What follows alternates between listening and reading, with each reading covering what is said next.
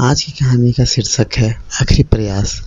एक समय की बात है, एक राज्य में एक प्रतापी राजा राज्य करता था। एक दिन उसके दरबार में एक विदेशी आगंतुक आया और उसने राजा को एक सुंदर पत्थर उपहार स्वरूप प्रदान किया।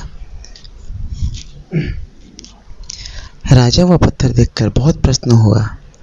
उसने उस पत्थर से भगवान विष्णु की प्रतिमा का निर्माण कर उसे राज्य में मंदिर में स्थापित करने का निर्णय लिया और प्रतिमा निर्माण कार्य राज्य महामंत्री को सौंप दिया।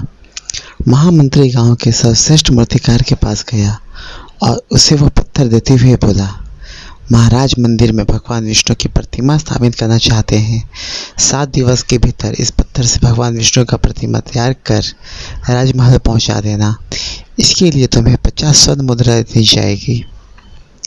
50 स्वर्ण मुद्राएं की बात सुनकर मूर्तिकार खुश हो गया और महामंत्री के जाने के उपरांत प्रतिमा का निर्माण कार्य प्रारंभ करने के उद्देश्य से अपने औजार निकाल लिया। अपने औजारों में से उसने एक हथौड़ा लिया और पत्थर तोड़ने के लिए उस हथौड़े पर वार करने लगा, किंतु पत्थर जस से तस रहा। मूर्तिकार ने हथौड़े में कई बार पत्थर पर किए, किंतु पत्थर नहीं टूटा। 50 बार प्रयास करने के उपरांत मूर्तिकार ने अंतिम बार प्रयास करने के उद्देश्य से हथौड़ा उठाया, किंतु ये सोचकर हथौड़े पर प्रहार करने के पूर्व की उसने खींच लिया कि जब 50 बार वार करने पर पत्थर नहीं टूटा तो अब क्या टूटेगा।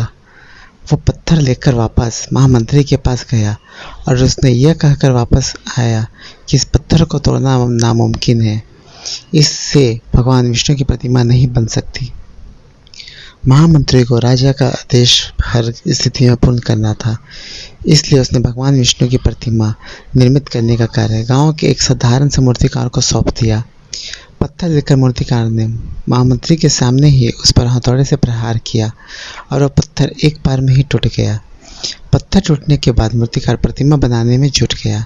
इधर महामंत्री सोचने लगा कि काश पहले मूर्तिकार ने एक अंतिम प्रयास किया होता तो सफल हो गया होता तो 50 स्वर्ण मुद्राएं का हकदार बनता।